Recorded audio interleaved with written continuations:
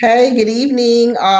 Welcome to SISTABIZ. It is April 14th, and my co-host Nicole Orr is joining me. Hey, you having some internet challenges this evening? Yeah, the rain, Yeah. right? Oh yeah. Yeah. Mm-hmm. Mm-hmm. Yeah. So we have a guest that's going to join us. Nicole, do you want to introduce our guest? Tonight, since we've been covering parts of the city with the MBE program, as well as different developments that have happened across West Baltimore, we have tonight Sonia Edie that represents the POPPLETON community. Pretty Okay. much, she's been fighting with, I won't say fighting, but she's been challenged with some local developers and also the city and organization. So she's here to talk to us about community engagement when you're coming into areas to do developments or just to do business in general, and her experience with doing that. So it's the other side of the coin that, we were talking about, last show, that community engagement is very important. So she's here tonight to talk to us about that. Wonderful, wonderful. So I'm really excited about that. Me But too. so yeah, so last week was great. We did start that discussion, and we're going to do that a little more, hopefully over the next few weeks, talk about development, because we often talk about just contracting with the city, but development is big. You got a city with Correct. a lot of vacant homes, a lot of property, a lot of open space, and we definitely want to get a piece of that business and developing our own neighborhoods, because who Correct. knows them better than us? Correct. And discuss some of those challenges. So thank you. Welcome, Miss Edie. Yeah, Thanks hey, for Sonia. having me. Thanks so much for joining us. So we were briefly talking, Sonia, because one of the things that we have been covering is how involved the city is with businesses, the Minority Business Enterprise program, as well as developing rehabs and just different things that have happened within the community. So the reason tonight, I know that the other side of the coin, one thing that we've been pretty much focusing on is community involvement and how important it is. And I realize that you have been taking to task one of the largest developers right now in the West Baltimore area, and just to get, your take on it with the city. So I'm going to give you the floor. Yeah, go ahead. So where you want me to begin? For people, and I'm like, for people that don't know the history of the development, if you can kind of just start from there and just give like brief synopsis of, how many properties was awarded, basically what the community was told was going to happen, up until now, what has happened. Okay. So back in 2004, we received a flyer in the mail saying that there was going to be a town hall meeting held down here at the school it's now it's not Vivian Thomas. What is the school down here? That alternative school. But anyway, 161. So we got a message saying that, they're going to have this town hall. So I go down and attend the town hall, and I'm learning that the University of Maryland has made their mind up to come across the MLK, to expand over here in Poppleton on West Baltimore Street. They also stated to us that there will be a new development coming into the neighborhood through urban renewal, and that they were going to use the eminent domain in order to acquire properties. And so everybody that was there were only people whose properties were going to be affected. So if you just lived in the neighborhood, you wasn't in that footprint, then you didn't get any notification, And so for me, that was kind of the beginning when I learned that, my relatives who lived directly across the street from me, didn't get a notice, and I'm trying to figure out like, okay, how is this going to affect everybody when you're talking about redevelopment, especially on the magnitude that they were bringing, like how come the whole community wasn't, included in that? And so anyway, I attended the meeting, and we was told again that they was going to use eminent domain. At the time, I didn't even know what eminent domain was. I didn't understand the language. They really didn't explain it a lot of detail. So coming home and doing a lot more research and finding out, oh, these people going to come and really take your property. And so what I did, I started a homeowners association, not a legal one, but I just gathered a lot of the homeowners and brought them in, and just like, we have to have a conversation of what's about to happen to us here, and so learning that who wants to stay and who wants to go, who want to fight and how we're going to fight, and so that's how really my fight began. That's when it began. And this happened in 2004. Mind you, we're in 2021. And so when I began that homeowners group, there was only about 35, somewhere between in the 30s to 50 range of homeowners. The rest were property owners. And so it kind of made it easier for the developers, for the city to, kind of override us, because they knew that there weren't many homeowners, in the beginning for a fight. But the city actually owned, it was 550 something units of houses. That was awarded to one developer. Right. In different phases. Right. No, and all at once. Okay. So they can't, but the count was that there were 500 and something houses altogether, properties altogether. And of that 550 something, 170 something were homeowners or property owners. So you had rental units. The other units were city owned. Mm-hmm. So the city took this upon themselves, and I looked at, they had the most investment in here with all of those houses. And so, and then they were also vacant lots. The vacant lots weren't included in this. So the city owned vacant lots, and they also owned the majority of the properties. So what they did was they made like this horseshoe from Fairmount Avenue, which is between West Baltimore Street and Fayette Street. So they made this horseshoe from Fairmount and brought it up to Marbury Street. From the east side of Curry Street down to Schroeder Street. Mm-hmm. And so this became the footprint. And they gave him 13 point something acres of land to develop. Okay, so this has been ongoing since 2004. Yes. The development, which I believe in research, it was supposed to be 4 phases. We're currently, as of 2021, still in the first phase, I believe. And with that first phase, can you at least just tell us what was the community, I guess, promised that is pretty much not being awarded? I assume that those are the correct words to use when this development was first, because I think that's kind of where the target is, as well as the fact that people are losing their homes and that you're not getting what you guys signed, I guess, up for. Well, we didn't sign up for any of it. Okay. It just came in as a take. And that's one of the issues that we're having, because people are looking at my fight and saying that, and others who are gone, and saying that we had a say so in this. Like, you could have, if you didn't want to leave, you didn't have to leave, and that we didn't leave by choice. It was a forced leave. And so the fight became, well, how much are y'all paying for these properties? Mm-hmm. And so when you're talking about the cost is fair market value.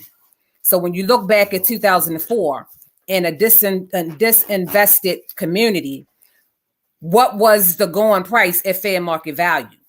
Mm-hmm. So you're looking at anywhere from maybe 15,000 up, and I'm being generous when I say 50,000, and as an appraised value, for the properties. And then they also supposed to have given you relocation finances. Okay. And then with the fair market value, the relocation, and they had to put you in something comparable to what you was already in, unless you wanted to downsize.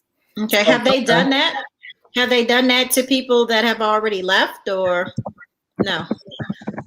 I'm gonna say this: with the city done now, some people made out, because when I started that group, we came in and I just did a lot of research on my own. I went down to the relocation building, and I started telling people, right now you have to look at the land that you live on. This land for me, I call it the waterfront property. I was like, no, we can't, see the water from here. But for me, it was waterfront property because I grew up in this neighborhood. We walked down to the inner harbor, and so because it was walkable, I looked at it as prime real estate, and so these are now the amenities that this developer is selling, the proximity to the inner harbor, the stadiums and all. But this is where, what I tried to let our people know, because if you look at a person who have a home and somebody coming and offering you $25,000 or $50,000, if you don't have anything, you're going to go for it, and so to come up with a leverage and seeing so I'm telling them, well, where are you going to go but to another blighted neighborhood if you're offered $35,000, $50,000? If you relocate, you're going to go into a community that's worse off than the one that you're in at this time. Okay. So let's try to see how we can get the best for those who wanted to leave, which was mostly seniors. They had outgrown their homes. They couldn't keep the maintenance up. It was just them. And you have a 3-story building. It's a little overwhelming, so I'm like, let's make you whole. Let's get the best that we can get for you.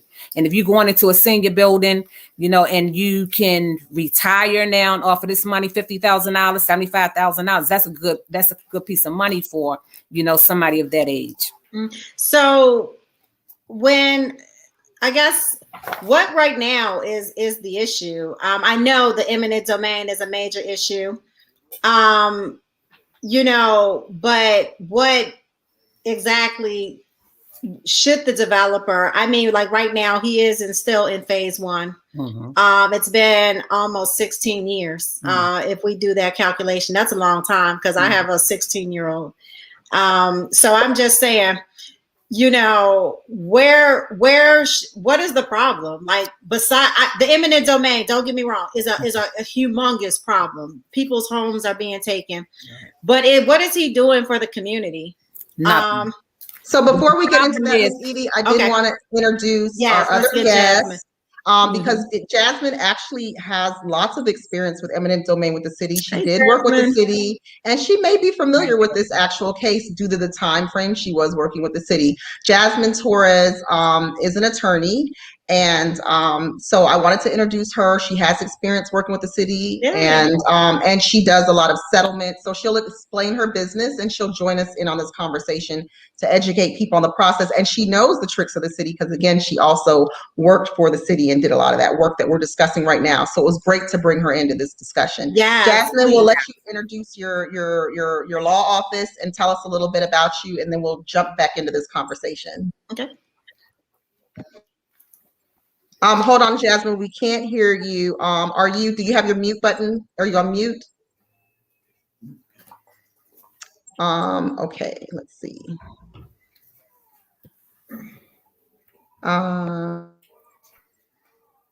Try talking again. Can't, so for some reason it's not connecting. Okay, maybe go out and try to come back in and we'll get you back on. Thanks. Okay.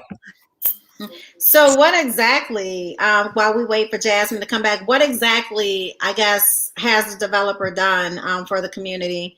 And, how has he made it this far? I mean, because most things, if you get a property out of receivership, they give you a year to complete. I realize he has 500 parcels, plus. So I guess maybe that's 550 years because, like I said, it's been 16 years. So what exactly, what did he promise? What has he done? And what can he do to repair, I guess, the situation? I'm going to start talking about the existing residents whose properties were not affected.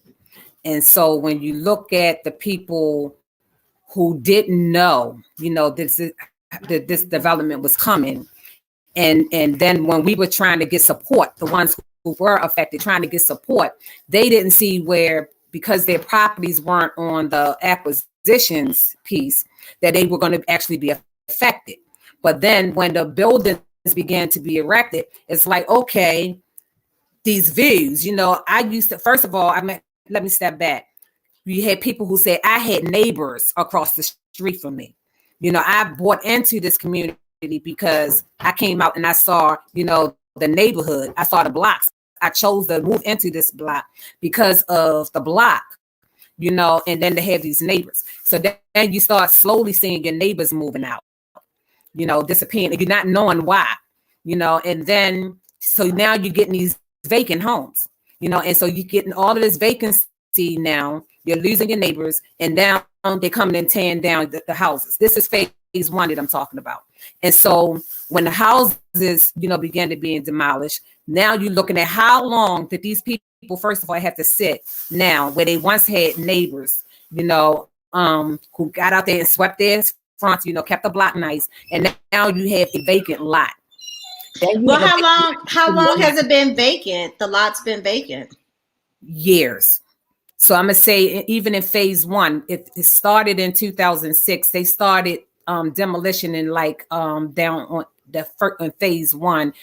I'm going to say around 2000 and maybe 13. Okay. And so you have these vacancies, and because he didn't get his financing to start his building, so he didn't do his groundbreaking until 2017. February 2017. And so we had to go through all of these years, with vacant lots, which then brought on, some other things coming into the neighborhood, with crime, grime, right. No maintenance. So that was that part of it. And then once the buildings started going up, then you're looking out and you're seeing what happened to, my view. Now I got this big building blocking, my views, where I had one neighbor who said the house where her building is, she could go up on the third floor in her house and look at the stadium, and see the fireworks from her third floor. Now she has no view. Second piece to that is what's coming on the first floor, because on the lower level is retail space. Mm-hmm. We weren't included. We have been asking, like, you telling us what type of retail you're trying to bring. How come you telling us? How come you're not sitting down with us and asking us what type of retail do you think we should bring? Because we're the ones living here, going to spend our money in here, and so what type of business? So these are things that, became a issue once the building, came out. And so one of the major issues that we had was no inclusion. The community has not been included. We have not been at the table, with a lot of the conversation. And the developer did come to the community when he needs support. The community supported this developer for his TIF bond. How much was the TIF bond? 40 million. And that was supposed to be for infrastructure and everything. And okay, so how are you going to give some of that back to us? We have a big park over here, Model Park, and we want investment. We was fighting to get our recreational center open back up. We wanted to take that public pool and turn it into a community pool. This is something that the community association got together and started making plans for this development, because the developer was taking so long getting his financing that we was told from city planning that y'all need to prepare, because they had already given him his last extension. So they said, if he doesn't come through, then y'all need to be prepared for if another developer, comes on board. And this way we can have the things that we want to see in our neighborhood versus what the city and the old Poppleton Village Community Association negotiated for us. Okay. Now, I definitely want to make sure that we invite Miss Jasmine into the conversation. So I'm going to swing it back to Tamara to make that introduction because she does have a wealth of experience in regards to eminent domains, working with the city. So I definitely want to make sure that we incorporate Miss Jasmine into this conversation as well. Go ahead, Tamara. Oh, I hope let's test your mic, Jasmine. I'm hoping. Hello. Yes. Wonderful. Fabulous. Wonderful. Okay, Jasmine. So we wanted you sure. to introduce yourself and get going and talking about, all the things that we discussed on your last introduction. Sure, absolutely. First of all, thank you for having me here. I really appreciate being here. Second, my name is Jasmine Torres. I'm an attorney in the state of Maryland and the District of Columbia. I have my own business since 2001, and it's Torres and Associates. I'm also own a title company, a settlement company, where I do closings for commercial and residential properties, both in the District of Columbia and in Maryland. My background is primarily real estate attorney. I started out as a abstractor, which is in the District of Columbia, which is someone who does research and on the history of a property on title searches. That's what it's called, title searches, abstractor. And if I'm a little off, please forgive me. I have a headache. I went to bed with a headache. I woke up with a headache, and I've had a headache all day. So if I'm closing my eyes, it's only because I'm trying to suppress the headache. But I started out being a title abstractor, researcher in the District of Columbia, like I said, which is doing research on a property. And then I was a foreclosure attorney working for a firm in Prince George's County. And I did foreclosures for lenders, both in the District of Columbia and in Maryland. And as a foreclosure attorney, I was the managing attorney to the settlement department, where I oversaw all the closings and the documents for closings. I also would have to go to court for whenever there was a foreclosure and there was a bankruptcy issue, I would have to go to bankruptcy court. So I'm also licensed in bankruptcy court and federal court for Maryland, DC, and the U.S. Supreme Court if there's ever. Oh, wow. Yeah. So go that high, right? If there's ever an issue that needs to be litigated, it may look like Sonia's issue may need to go to the Supreme Court. And there's already a case that happened in the 2000s with Connecticut on your issue.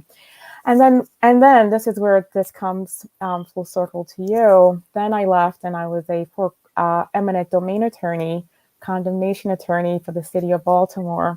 So please forgive me if, yes, I condemned via quick take properties in Poppleton and all throughout Baltimore City on behalf of Department of Housing, Community Development, and the mayor and city council.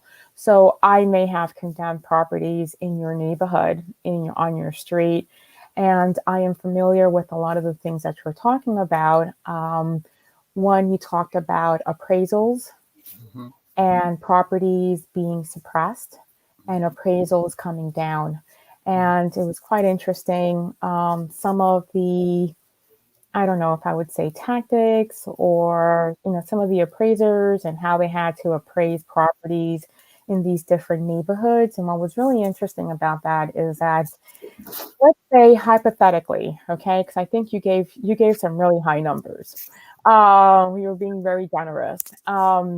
Let's say that a property may have been appraised at $5,000, right? So the appraiser will look at that last appraisal and use that last appraisal and say, oh, this property is only worth $5,000. And then they will use all those appraisals and value the property at $5,000, $2,000, $3,000. Those are the numbers that I worked with. And these are row houses, 3-story row houses, big row houses in different communities. I'm not sure, if it was specifically in your community, but I do remember Poppleton area. I remember the real estate agent or who worked on Poppleton. So that's what the city would do. And unfortunately, Like you said, you did great research on what eminent domain is. Eminent domain is the taking of property, and it's supposed to be for public use. It's supposed to be for the public benefit. And the way that they spin it, or whether it's Baltimore City or any other municipality or government entity, they're stating that the public use is for the enrichment of the neighborhood, trying to bring the neighborhood out of blight. And there was a case in Connecticut, I believe, like in 2006 or 7, went all the way up to the Supreme Court. Viable community on the waterfront, single family houses, and the Supreme Court ruled that that the eminent domain was justifiable because they were going to build a big commercial I read that. mixed use. You read that case? Mixed. It was like something Connecticut. Yeah, mixed use case. It's crazy, just crazy, because it was a viable community. There was nothing wrong with the community. And if I'm not mistaken, I believe that shortly thereafter, it was the downturn of the real estate market. And there was a downturn of this big commercial mixed use space, and people in that community were like, you should have left us there. There was no harm in us being there. It's just that it was prime location and they wanted it. So you talked about appraisals, you talk about taking eminent domain. I think that the city is doing something different these days because there may or may not have been pushback on condemnation eminent domain.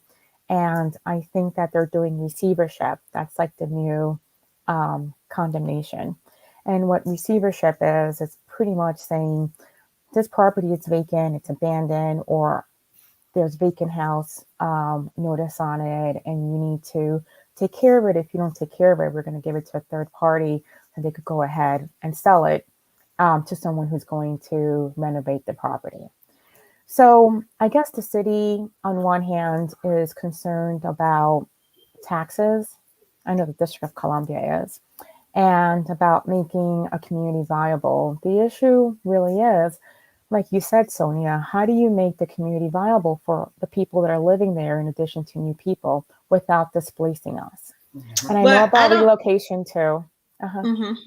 I'm sorry to interrupt, but it's not about if you get the city the tradition of homes. The Baltimore Sun kind of released it that was already going to be displacement. And I don't really believe that the city has any intentions on making it for the people that live there. And it's clear. It's pretty clear. If you look at the 10-year development plan for the city, they're not bringing people back. And they know it. I mean, the Baltimore Sun, when they went at this developer in the article, it pretty much exposed that before it was even announced that they were going to move the people, the Baltimore Sun told it. They told it in that article that those people were going to be displaced. So I don't see it happening. It would be nice. Residents thought that development was for them. They really thought that they were going to move there. And it wasn't. It wasn't for anyone in this neighborhood.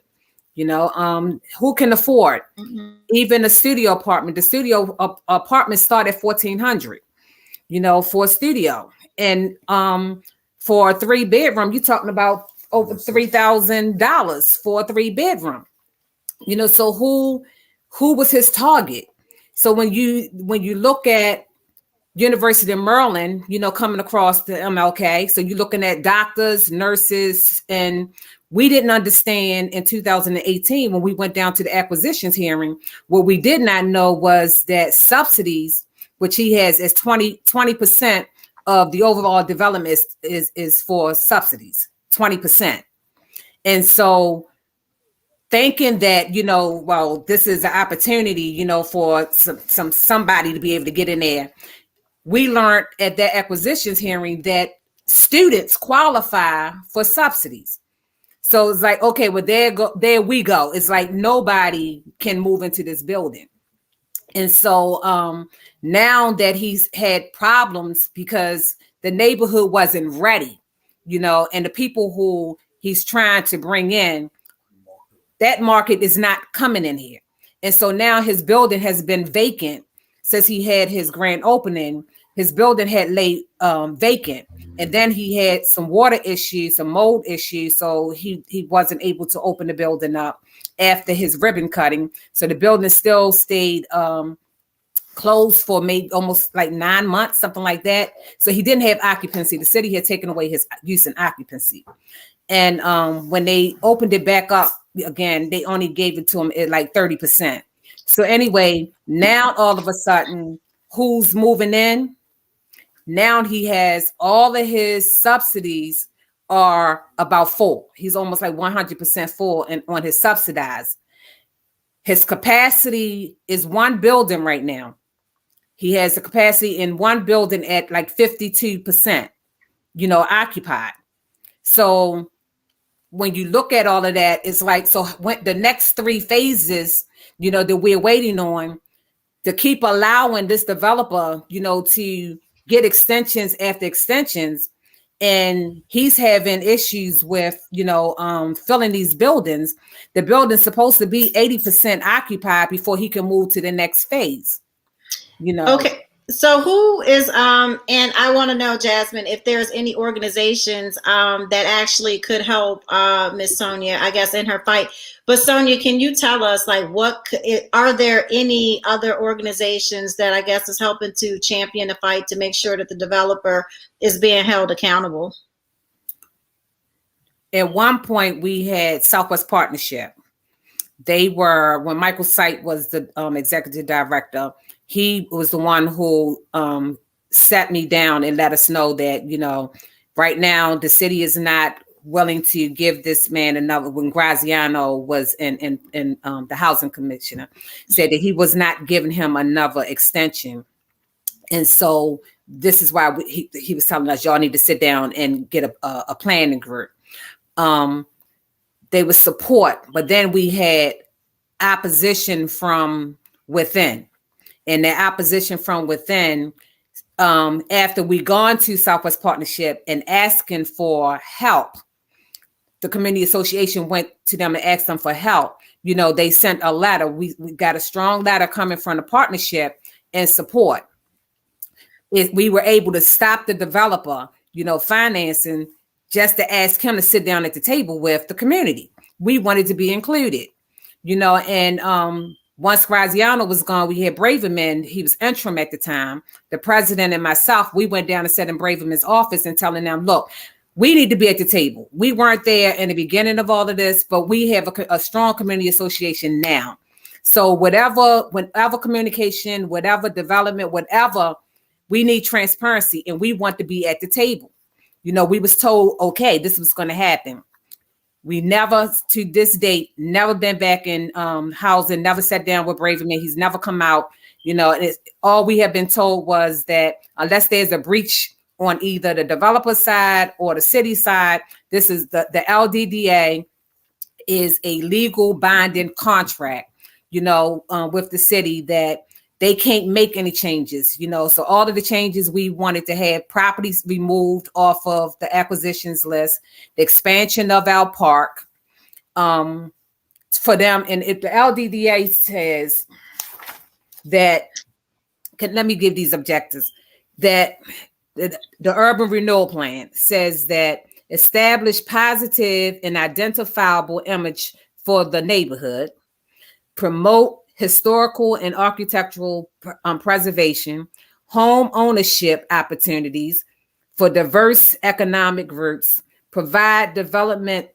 of residential neighborhood, businesses, institutions, and public land use. So none of that stuff what the developer is building, it's what is he building? So is he building rentals, condos, all rentals? So when you're talking about home ownership opportunity, because it's stated also that he's supposed to brought in even rental townhomes or just the rental? No, all apartment complexes. And right now it's going to be 2 buildings. Is that correct? Poppleton 1 and Poppleton 2. Now. It's 2 now. Okay. And they are like 5 or 6 stories. But the next phase in phase 4 over here where I'm at, he's looking to jump over here now. And in these phases, he's talking about 20 stories. Okay, but phase 4, so we go from 1 to 4, so we missed 2 and 3. Right. But Okay. 2 and 3, he's trying to get out of some things. Okay, so even with, because he's only, it's phase 1 is 1A, B, and C. He's only completed phase 1A. Those 2 buildings are phase 1A. His phase 1B is the land that's on Stroda and Saratoga Street, and then across from his building on Fayette and Stroda Street. So they are his next phases. So I learned today. I heard it from the Poe homes, the task force with the Poe homes, so Transform Poe, that they were in negotiations with the developer for his land on Saratoga and Stroda Street. They're gonna buy it. Right. Good for them. Good. It's good, but it's not good for us because he's using this because for leverage, because right now he doesn't have I'm allegedly there is no financing for the next phase. And so in order for him to get out of this phase 1, phase 1B and C has to be completed. So he's in negotiations to give up that part of the land. So that would allow him to jump phases. So the other piece, the one that's on Fayette and Stroda, he's in negotiation with the University of Maryland to put a parking lot there. And so this would give him less time, to build, where he can start moving to the next phases. Okay, now in the midst, it sounds like he's forcing, and he's going to need to have another extension to even complete any of this. Yes. Where is the city, I guess, and is the city council, because that is District 9, right? Correct, with John Bullock. Where is the city? Because they don't necessarily have to grant him an extension. So where's the city at? And is Southwest Partnership happening?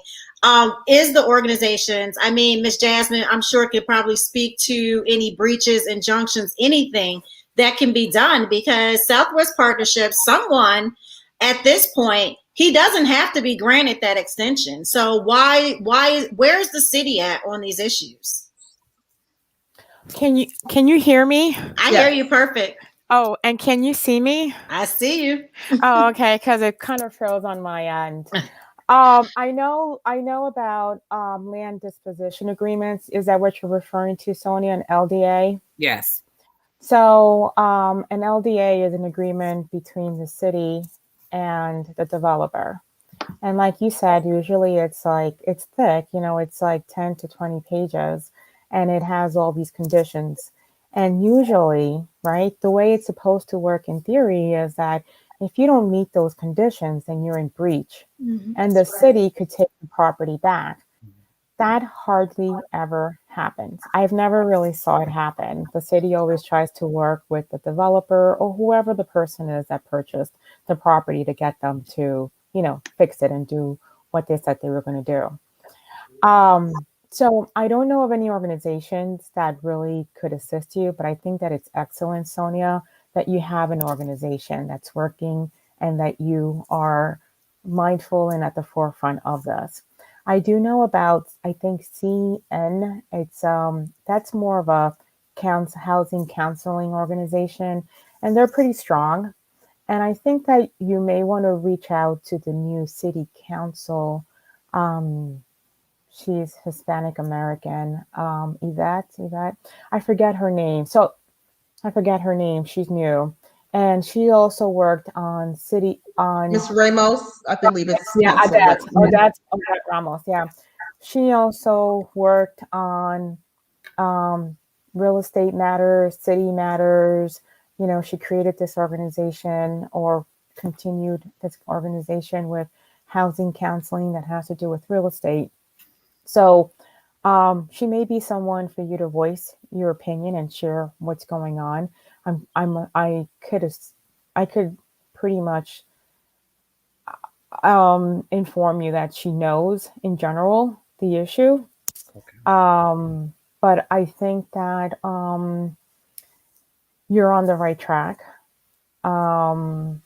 you're on the right track. And with all your grievances and all the breaches that you see with this land disposition agreement, it's just a matter of sitting down once again, combing through it and putting a plan, like you said, and the other issue is, which I don't know the answer to, did the developer have a responsibility to invite the community in and inform the community? You said something when I first logged on that there was like and one of your family members got a letter and knew about it, but someone else didn't know about it. Mm-hmm. So, where's that line? Where's that line? I'm assuming that zoning also has to do with this. And, but anyway, there's lots of different areas of the law that, you would have to go through and check off and see, was this done? Was this done? Was this done? And if it wasn't done, then you may want to bring in, a lawsuit on behalf of your community association to stop this developer, right? To stop the city from going forward with this plan because it doesn't meet the needs of the community. Doesn't meet their needs in terms of their yearly income, right? It doesn't meet the needs in terms of health. So it doesn't meet the community's needs. The one thing I do want to say is that there is a group in Washington, D.C., and I would have to research that, that have stopped or attempted to stop and have done a number of injunctions in the District of Columbia when they've been trying to displace residents in low-income communities.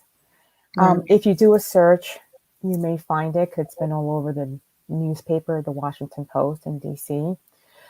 You may want to reach out or, learn from how they're moving forward with their project in bringing in the community. And I think that's mainly their focus. Having the community involved in what's going on, having a voice and not displacing the community like they did with East Baltimore Development Corporation. We all knew that EBDI is Johns Hopkins. We all know that the residents that live there were never going to come back. Mm-hmm. So that's, an example. Does it go far enough? I don't know, but we're in a moment right now. So where everyone is overtly seeing all of the disparities. And I'm sorry, go ahead, Tamara. So I wanted to talk a little more about the land disposition agreements because they would come across our desks at times. And so a lot of them are very blanket and they don't really, and they're done so early on that the community certainly should be involved in that, because if that is in fact the contract that's binding the developer with that community, the community should have the ultimate input in the land disposition agreement and the terms of that. And that's where the city has to reach out to the community to see what needs to be in there. But a lot of times, there are a lot of things that are very blanket. A lot of those forms are very blanket, but one of the requirements, and I know for a fact with Poppleton 1 and Poppleton 2, is the participation of minority business enterprises in their development. And there are goals on Poppleton 1 and Poppleton 2. So if you are in fact looking for a breach, that's typically the easiest place to find it, because a lot of developers come in and the MBE office always had a very hard time monitoring. There were so many things going on, and by the time we found out about it, it was so far gone and in the development stage, in the actual build stage already, where they would say, well, it was too late for them to get minority participation or women-owned business participation, and they never did it so front end. And this is Jasmine and I worked, that's where we started discussing things where they could use a minority business attorney for settlement or use it, the architect. They never really put those requirements on. Those plans are already done by the time we got any information about it. So if you are looking for a crack in their armor, it is always with minority business participation. And I will call the city. But believe it or not, Tamara, this developer is Black. I'm aware of it because I'm aware of the Okay, developer and you're so speaking about, and I'm very aware of the project you're talking about. yeah, And he is not a certified minority business right now. I okay, know that at some point they were trying to get credit for utilizing themselves, and that's typically what people do is they try to certify themselves so they don't have to use and they can get self credit.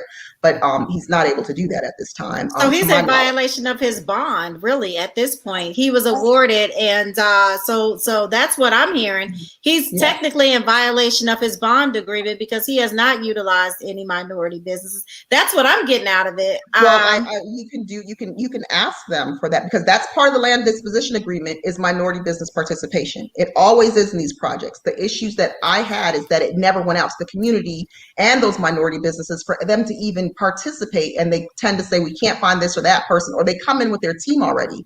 Before the city even starts talking to any developer, they know our goals are 27% minority business, it's 10% WBE.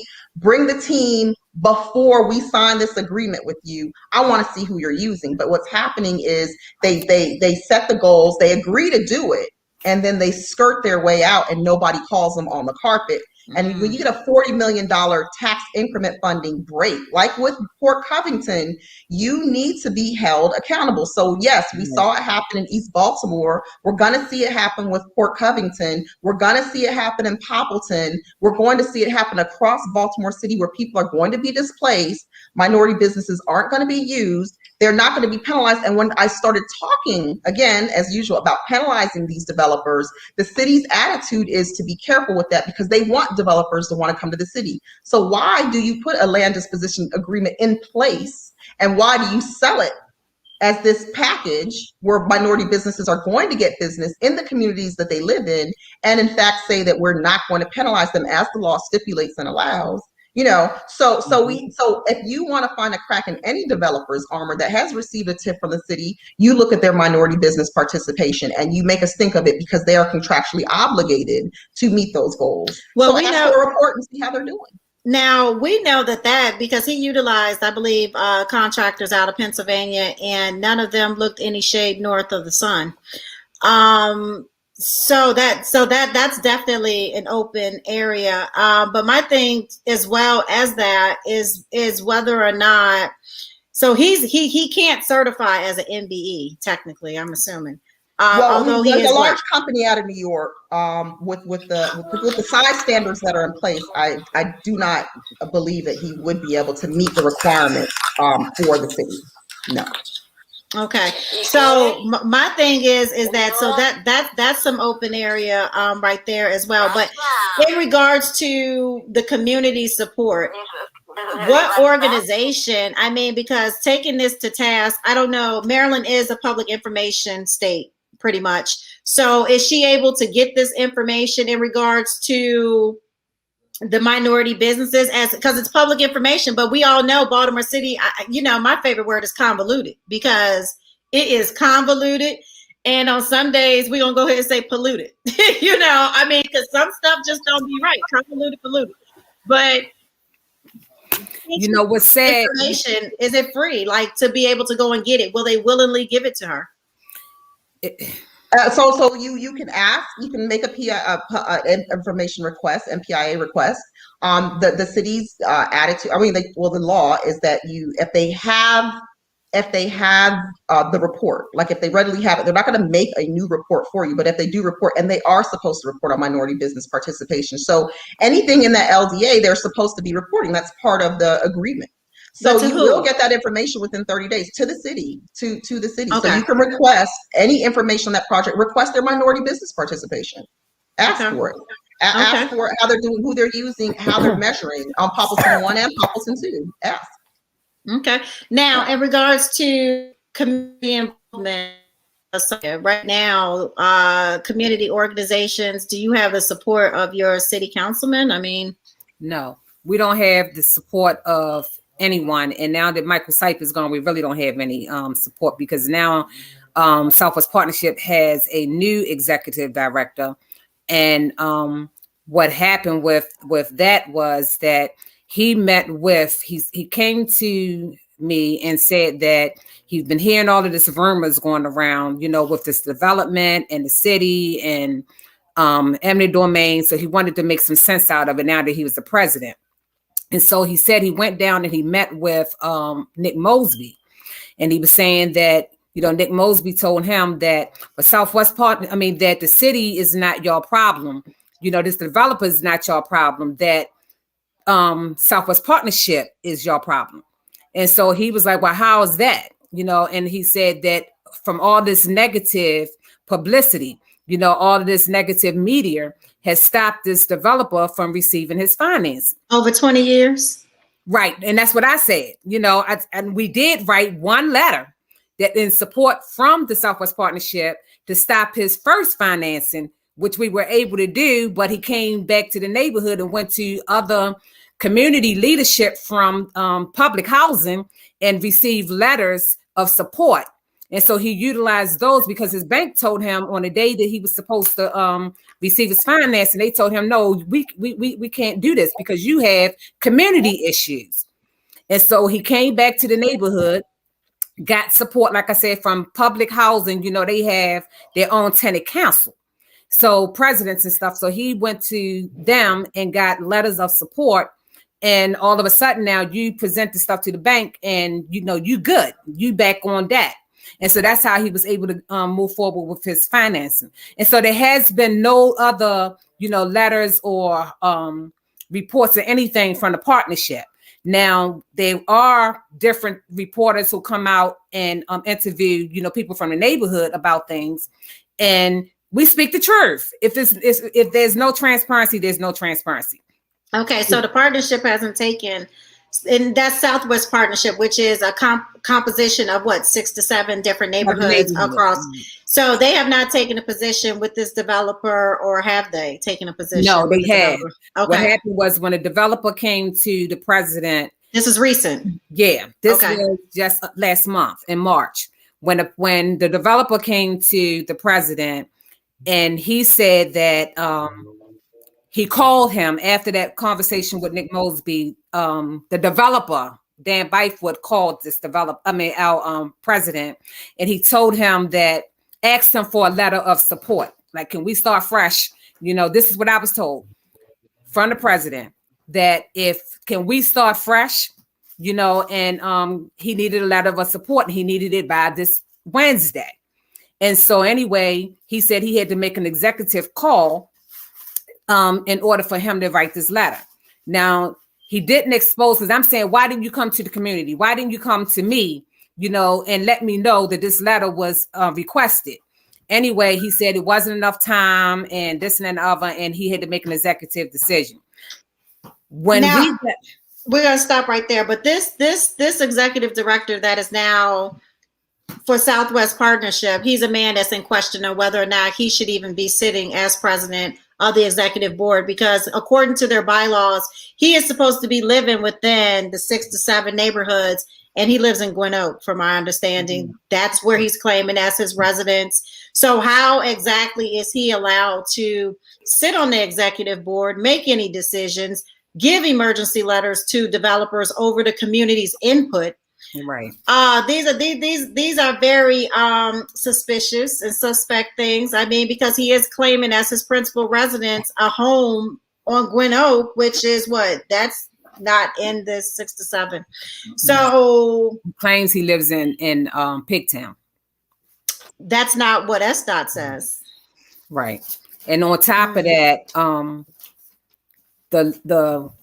he's been charged with some fraudulent stuff when he was trying to run for office. This is a mess. Yeah, he's been charged with campaign fraud. And so he's gotten himself in a bind, and that's what the city likes. You can be compromised, then something can be hung over your head, and then you can do what they want you to do. It's if you can't be compromised, you're no longer useful. So he sounds like he's been compromised, and that's why he's able to do, and why he's in the position he's in and able to do what he's doing and not live in the area. So you all should also challenge that, because he's not speaking for your neighborhood. Right. Mm-mm. And then on top of that, now all of this since 2015, we've been fighting against this developer because at first we wasn't fighting for, to have the development taken away from this developer, but we just wanted him at the table. Just come sit. This LDDA is old. It's from 2004, and so we just want you to sit down at the table and see what the community's existing residents, what it is that we would like to see here. And because he didn't do that, that's why we took the steps that we took.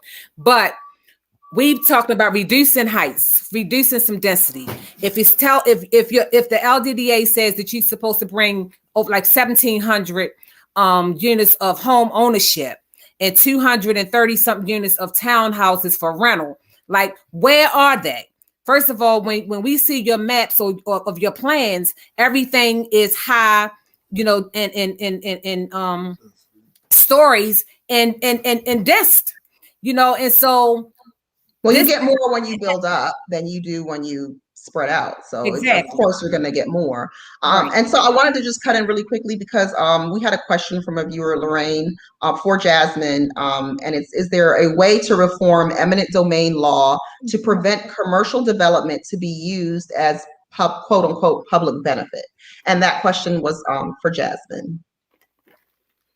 You're on mute, Jasmine.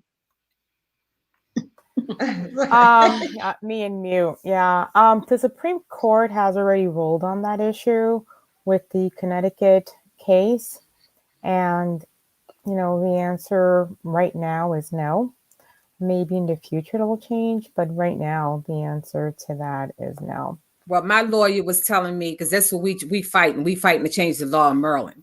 Because with that case, it was an option. The Supreme Court judge put it in as an option for certain states. I mean, some certain states took that legal option where they can, they can go against it. And Maryland was one who kept it the same. It remains here in Maryland. And plus, Maryland is one of the, I believe it's like 5 or 6 states that are still prejudiced, have the same prejudice laws in eminent domain. And, and so it's a harder fight in Maryland because of that prejudice of the, that law. But this is what we're fighting. We're fighting to change this law here. Well, you got some good things. I think both Jasmine and Tamara kind of pointed out some things that you can do. I don't know what the legal terminology is, and correct me, ladies, if I'm wrong. But it seems that you can look definitely at his MBE minority participation. It sounds like he's not building any homes for home ownership. If that's part of his program, then that sounds like an injunction. They could file for breach. So those are some major PowerPoints that you could definitely focus on, because if he's supposed to do homes and rentals, I thought the city wanted to get away from 1,001 rentals. I mean, again, It's that convoluted talk that you hear one and then they do something else. So I don't really know. Right now, I'm disenfranchised with a lot of it because it doesn't make any sense. But if this developer came to the table today and he said, what exactly can I do to benefit the community? Is there anything? I know that the partnership, and that's a whole nother level that can be taken legally, but is there anything that he can do today? Yes. We have our POPPLETON plan. One of the things that we looked at, our boundaries, when this thing first started, our boundaries were from Marbury Street down to Pratt Street, from the east side of Cary almost down to Packer Street, or Green Street. It was Green Street, And so when they started with this eminent domain, what they did was they shortened our boundaries. So Baltimore Street is now the cutoff. So if you're on the north side, you're in Poppleton. South side, you're in Highlands. But before, when it first started, Highlands was included in acquisitions, but they preserved everything in Highlands, and I looked at, it was an alley street in Highlands that was preserved as Irish. They turned that into this Irish museums. They took 2 of the houses and turned them into this Irish museums. Sarah Ann Street, the 1100 block of West Sarah Ann Street was taken off of the acquisitions through the historical preservation. We fought to have that office and they saved that because it was like the alley street. So it was like an endangered alley streets, in this part of Poppleton. And so one of the things but it was an easement in place. So they can always come back and demolish them. If the developer decides, oh, I need these, they can come back. So we've been trying to protect them. So we're working with the Southwest Partnerships Preservation Committee to preserve and protect Server Ann Street. And also the 300 block of Carlton Avenue, which I live in on the east side, was what they was demolishing. We had asked if we could remain here. I even asked for a stay. So my lawyer was like, well, do you have a plan B? What happens, so I even asked for a stay. Mm-hmm. They refused me a stay. It's as long as it's going to take for them to get here, they refused me a stay. Anyway, it was the preservation of this block. And we was asking if now that they came in last month and they demolished the other half of my block on my side, they demolished them. So it really now makes me, because I'm the last one in this block now. So they now making me to be the lawyer, the city's lawyer said, it's like I'm trying to hold out. So now they're trying to do a quick take because they're trying to say that I'm the last one and I'm trying to hold out. So are they going to pay you for your property in this quick take? Oh, I had to pay for an appraiser. I had to pay for my own appraiser, and the city sent out 2 independent appraisers, and then they meet somewhere in the middle. But that has nothing to do with what the property values, of what the land value is. They give you, a comp. Has the land increased? No, because I would think that the land has increased since they built the new developments. No, actually, the property values went down. So if you were just asked if moving the boundaries was part of redlining. And we wanted to have the extension of, like I said, the park. We wanted that extended, and we wanted them to honor what the urban renewal and plan in the LDDA states. Mm-hmm. We want home ownership availability in this community. That's what you took. When you came in here with eminent domain, you didn't tear down apartment buildings. They've been gone when they imploded the Lexington Terrace projects. We had homes, townhomes in this neighborhood, row homes. And so we asking you bring back homes. We also wanted them to look like what's already here. Poppleton is brick and mortar, not that, what is that stuff? What he got down there, composite going on down there, and so we just said, can you bring back what was here? If this LDDA and this urban renewal plan says to protect the architecture and the identity of this neighborhood, what you're building does not reflect that. This is not a high dense neighborhood. And then all this retail, you're turning this was a residential neighborhood. And now you're bringing all of this in, trying to turn it into a little New York, with all these high rise buildings and retail on the lower end. We have been with the other neighborhoods, the other 6 neighborhoods, we have been working collectively to build our commercial corridor of West Baltimore Street. This development is not helping us, the other neighborhood is not helping us, and so we're struggling to get West Baltimore Street, built up.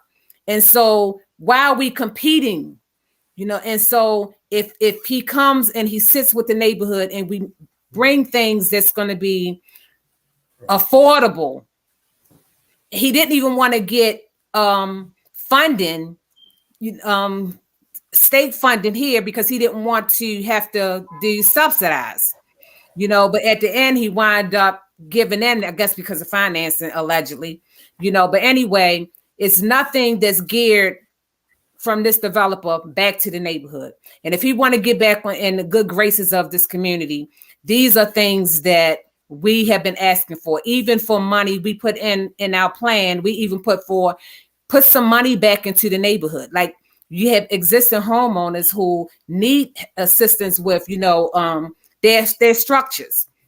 They may need a new roof, new windows, where is some funding they supported you with this TIF bond, you know, the lights and stuff. We had terrible lighting. He got all this nice lights, and he brag about how much he had to pay for these light poles, you know, for his building. Well, what about the rest of the neighborhood? You know, you got this infrastructure, this TIF bond.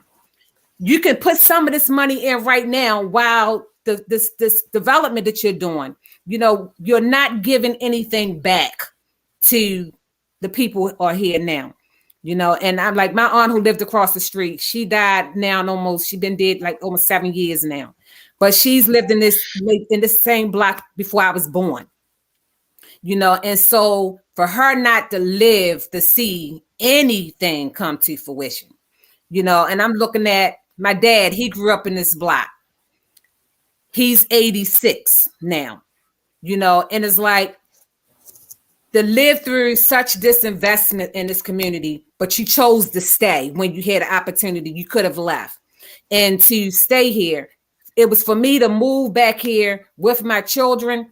You know, it was like the neighborhood had changed. It wasn't like this. This was a beautiful block, you know, and so, but it was a challenge for me. You know, it was a sacrifice for me to move back into this neighborhood. My father bought me this house when my cousin who owned it died, you know. And so for me to dislocate my family, to come back into this neighborhood that had changed, you know, but it was a place that I loved, you know, and it's a place that, you know, I had faith in. I come down here and I'm trying to restore it to what it used to be. Right. You know? And so to get out here and fight, you know, they took all of our schools. We used to be four public schools in this community. Okay, now they have the new school on MLK. Yeah, okay. Catholic school. Okay. That is a Catholic school. Yeah, Okay. we have a Catholic school. So the Leslie First has had a public school sitting right in that same spot now that the Catholic school system. Well, I'm not even sure that you even want the city to be involved in schools at this point. No, so I don't really know. let's So not I go don't. there. All right. I think because convoluted. But here's the kicker. But wait a minute, Nicole, here's the kicker. Okay. Now that we have all of these new people moving into the neighborhoods, so like now they got new islands, now all of our schools are turning into community schools. Now, how about that? How about that? Right. Because they're the other side of north, right, of the sun. So this is very normal for Baltimore, unfortunately, and we're thank you for coming on, Miss Edie. I think we probably need to have another session because we didn't get a lot of this out, and this is very, very important because this is happening in a lot of our communities, and we create generational wealth when we purchase homes. Right. And we can carry those homes on, like you said. Your father purchased the home when your cousin previously owned the home, and so when you take a home and you give me $12,000 for it, or $2 or $50, and I take it because I need it right now, that's no longer part of my family. That's no longer part of our heritage. That's no longer part of our lineage. And yes, when you're building these expensive apartments are going up, and you're building a Catholic school down the street, you're providing a school because you know who you want to bring in. So I say to everyone here, if you want to support Miss Edie's if you know of anyone that wants to help her, please reach out to her. How can people reach out to you, Miss Edie, if they want to support what you're doing in Poppleton? It's Sonia Edie, SONIA EADDY at gmail.com. Okay, and Jasmine Torres is an excellent attorney. I think she also does estate planning, and that is part of generational wealth. Don't let the state come in and take what you've earned, and make sure your family has it. So estate planning is also part of that. And hopefully the city hasn't taken your property by eminent domain, and you can leave it to someone. So Jasmine's information is also up, and please contact her if you have issues or questions about what we discussed this evening, or even any estate planning, bankruptcy, anything of that nature. And we definitely need to have her on again because she is a wealth of knowledge, and she also has information and has worked in the city, so she definitely is aware of it. And hopefully we can connect you two ladies, and maybe she could be of assistance to you, Miss Edie. Yeah. So wrapping this up, thank you all viewers for your comments. This was a pretty good session, and we probably will need to have this discussion again because this is happening in way too many of our communities. Yes. It is. Okay, so Nicole, you want to wrap it up? Thank you everyone for tuning in. It is definitely a plight. As investors, as business owners, we definitely have to be aware of the communities that we are entering in, and we need to go to the table with communities. We need to definitely be able to meet their needs. I understand that business is business, but business is also about the people. So we definitely need to make sure that when we're conducting business, that we are there for the community at large. So that's my 2 cents. And I hope everyone has a good night. Thank you, Miss Jasmine, for coming. Miss Sonia for coming. And of course, Miss Tamara for coming. And we're chairing this show. So we'll see you guys next Wednesday if there's no convoluted or polluted that decides to rain on our parade. So have a good night, everyone. Good night. Thank you. Good night. We pray that your headache goes away. Yeah, I'm gonna go